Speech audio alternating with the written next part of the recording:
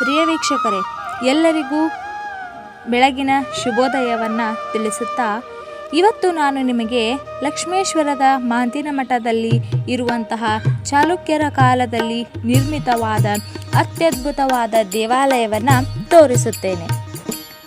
ಈ ವಿಡಿಯೋ ನಿಮಗೆ ಇಷ್ಟವಾದಲ್ಲಿ ಲೈಕ್ ಮತ್ತು ಶೇರ್ ಹಾಗೂ ಸಬ್ಸ್ಕ್ರೈಬ್ ಮಾಡುವ ಮೂಲಕ ನಮ್ಮನ್ನು ಪ್ರೋತ್ಸಾಹಿಸಿ. ಬನ್ನಿ ಸ್ನೇಹಿತರೆ, ಈ ದೇವಾಲಯದ ಕುರಿತು ತಿಳಿಯೋಣ. ಈ ದೇವಾಲಯವು ಕೆಲವೊಂದು ವೈಶಿಷ್ಟ್ಯತೆಯನ್ನು ಒಳಗೊಳ್ಳುವ ಮೂಲಕ ಪ್ರಮುಖವಾದ ಐತಿಹಾಸಿಕ ದೇವಾಲಯವಾಗಿದೆ. ಈ ದೇವಾಲಯದ ಮೇಲಿನ ವಿಭಿನ್ನ ಚಿತ್ರವನ್ನು ಒಳಗೊಳ್ಳುವ ಮೂಲಕ ಪ್ರಮುಖವಾಗಿದೆ. ಹಲವಾರು ರೀತಿಯ ಸೂಕ್ಷ್ಮ ಕೆತ್ತನೆಗಳನ್ನು ಒಳಗೊಂಡಿದೆ.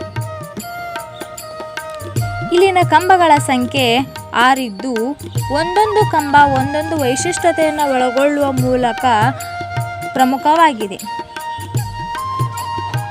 ಬಾಗಿಲು ಕೂಡ ವಿಶೇಷ ಕೆತ್ತನೆಯನ್ನು ಒಳಗೊಂಡಿದೆ.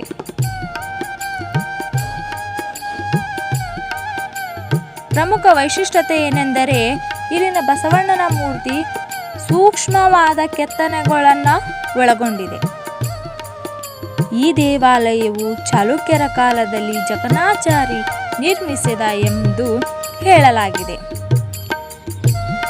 ಇಲ್ಲಿ ಹಲವಾರು ರೀತಿಯ ಕೆತ್ತನೆಗಳನ್ನು ನಾವು ನೋಡಬಹುದು.